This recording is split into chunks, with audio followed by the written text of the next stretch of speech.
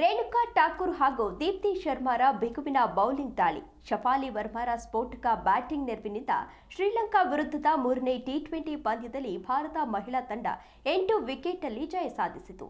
ಇದರೊಂದಿಗೆ 5 ಪಂದ್ಯಗಳ ಸರಣಿಯಲ್ಲಿ 3-0 ಮುನ್ನಡೆಯನ್ನ ಪಡೆದು ಸರಣಿಯನ್ನ ವಶಪಡಿಸಿಕೊಂಡಿತು. ಶುಕ್ರವಾರ ತಿರುವನಂತಪುರದಲ್ಲಿ ನಡೆದ ಪಂದ್ಯದಲ್ಲಿ ಮೊದಲು ಬ್ಯಾಟ್ ಮಾಡಿದ ಶ್ರೀಲಂಕಾ 20 ಓವರಲ್ಲಿ 7 ವಿಕೆಟ್ಗೆ 112 ರನ್ ಅನ್ನು ಗಳಿಸಿತು. ರೇಣುಕಾ 4 ಓವರಲ್ಲಿ 1 ಮೆಡನ್ ಸಹಿತ ಕೇವಲ 21 ರನ್ ನೀಡಿ 4 ವಿಕೆಟ್ ಅನ್ನು ಗೆದ್ರು. ದೀಪ್ತಿಗೆ 3 ವಿಕೆಟ್ ಸಿಕ್ತು. ಸಾಧಾರಣ ಗುರಿ ಬೆನ್ನತ್ತಿದ ಭಾರತ ಮಂದಾರ 1 ವಿಕೆಟ್ ಅನ್ನು ಕಳೆದುಕೊಂಡಿತು. ಆದರೆ ಶಫಾಲಿ ಸ್ಫೋಟಕ ಆಟವಾಡಿ ಕೇವಲ 25 ಎಸೆತದಲ್ಲಿ ಅರ್ಧ ಶತಕವನ್ನು ಪೂರೈಸಿದ್ರು. 42 ಎಸೆತದಲ್ಲಿ 11 ಬೌಂಡ್ರಿ, 3 ಸಿಕ್ಕರ್ನೊಂದಿಗೆ ಔಟ್ ಆಗದೆ 79 ರನ್ ಅನ್ನು ಗಳಿಸಿದ್ರು. ಹರ್ಮನ್ಪ್ರೀತ್ 21 ರನ್ ಗಳಿಸಿ ಔಟ್ ಆಗದೆ ಉಳಿದ್ರು. ಭಾರತ ಕೇವಲ 13.2 ಓವರ್ನಲ್ಲಿ ಗುರಿ ತಲುಪಿ ಜಯದ ನಗೆಯನ್ನ ಬೀರಿತು. ತಂಡ 5.0 ಸ್ಲಿಪ್ ಮೇಲೆ ಕಡಿಟ್ಟಿದೆ.